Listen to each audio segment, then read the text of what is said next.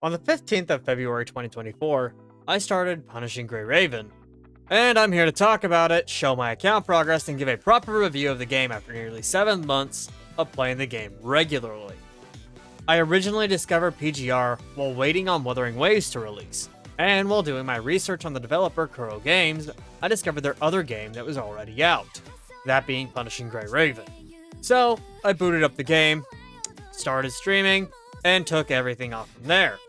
It was thanks to Twitch chat at the time that I understood how the game was played, how to do things, and seeing as the game doesn't do the best job explaining mechanics and such, in fact, I'd go as far as to say that new players will want to find a community that they like, who will be willing to explain the game in a way that they can understand, and no, I'm not calling everyone stupid, though there is quite a few brain-rotted idiots in the gacha space that are, but while steadily improving, the current UI is still flawed and not the easiest to understand.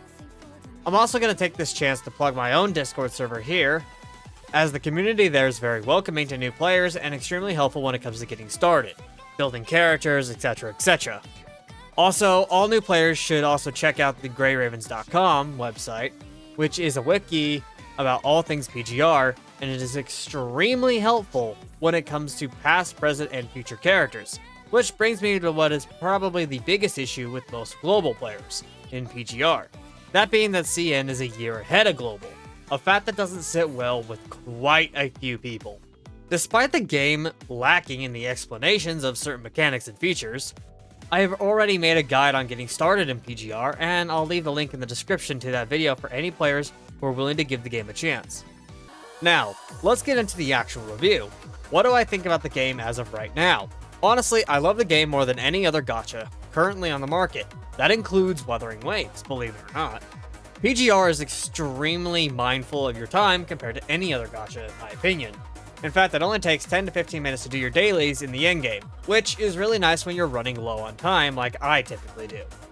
However, there is an abundance of content, especially for new players who are just starting out in the game.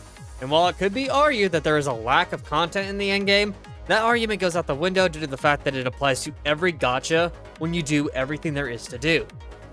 Now, how about rewards? Well, PGR is, honestly, extremely generous.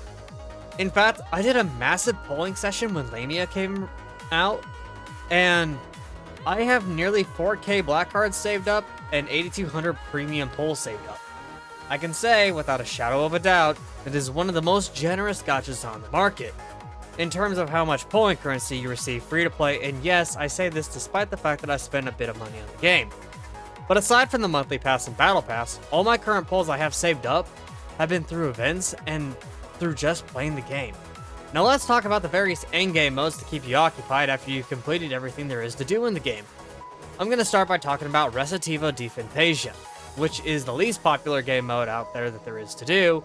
It is centered around Selena Capriccio, and since I don't want to give any spoilers, since you should just read it for yourselves, your main reward for doing this game mode is the free S-Rank Dark Amplifier Selena, who would go great with your brand new Lamia, the current featured S-Rank Dark Attacker, who is going to be meta for the foreseeable future.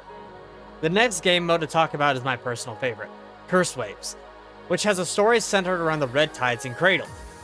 And I'm just going to leave it there, go read it for yourselves. The game mode could be easily compared to the Illusory Realm in WUA, except you can pick up characters along the way, creating a full team, along with the buffs. This game mode is honestly both amazing and infuriating depending on how RNG treats you, and I love it. Finally, the game mode that released this patch derived from Matrix. I don't have the full context of the story myself, however, I think it's best to think of it like Cursed Waves, except a bit more limiting in how OP you can get, and it has a few different mechanical differences. Now let's talk about the meta, which is something that some people are going to be overjoyed at and others not so much. If I'm being honest, new players will find it extremely difficult to keep up with the current meta. Obviously, other gachas make people suffer in the same way, however, with it being possible to only build 1 to 2, maybe 3 characters if they spend a little bit of money per patch, it's going to take several months to build your account to the point where you can have decent scores in both Warzone and PvC, which are the game modes where players compete. Now, while this sounds like a bad thing, it really isn't necessarily, as this is just how gachas work in general. And that grind is what will keep you coming back and back. Now, if I'm being honest, players shouldn't expect to rank in the higher echelons of the meta due to the fact that at minimum you need every current meta character for each role on each element, and most characters will need to be double S minimum with their signature weapon, and sometimes usually their cub as well.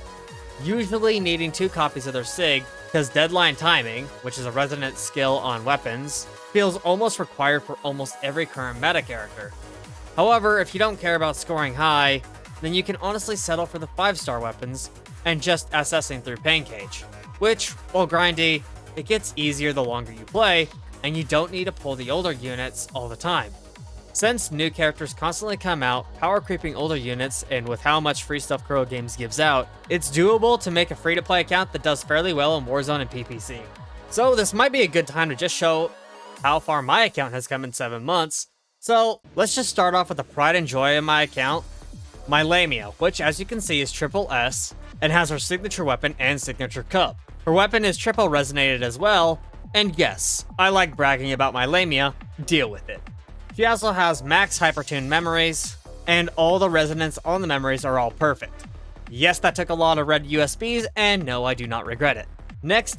Up next is my Bianca Stigmata, who I got lucky and pulled out of nowhere early on in a 10 pull, followed by doing a 10 pull for a weapon and got 2 copies in that 10 pull.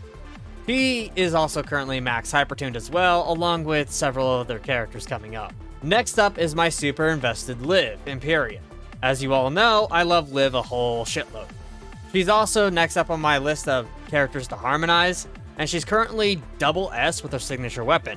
On to the fan favorite, but not mine, Alpha Crimson Lee. She only recently received her signature weapon on my account. She is currently double S with her signature weapon. Up next is Alpha's sister and best girl, Luna Laurel. She is currently S rank with her signature weapon. Number 21, my personal favorite A rank of all the other A ranks that are available, is triple S, and my very first S rank Alpha Crimson Abyss has the worst 6-star weapon in the game, and it was my main physical DPS till I got Bianca. Up next is number 21 Feral Scent, who is double S with her signature, and is resonated with deadline timing. She also has her signature cup. Next up is Elisa Echo, who is double S with her sig weapon, resonated once with deadline timing as well. In fact, most of the resonated characters on this character roster that I'm showing you have deadline timing. It's literally that good. From here, I'm only gonna note the important things, like the fact that my Selena is now double S, Bamanada is useless and you can't convince me otherwise, Isla needs a lot of work, Fire God Lee over here is being built, and he is double S, and I'm gonna work on the Lee after I'm done resonating the memories and probably go for triple S. Rosetta is fully leaped with her signature, and that about covers everything on my account and everything I've done in nearly 7 months. Well, I think that covers everything I wanted to talk about. Honestly speaking, I genuinely love Punishing Grey Raven, flaws and all. And while I know it's not for everyone, I still think that more people should give it a try. So with that, everyone, if you liked the video, please hit that like and subscribe button as it really helps me out, and hit that notification bell. I stream most days over at twitch.tv/MimicSouls, and with that, everyone, have a great rest of your day.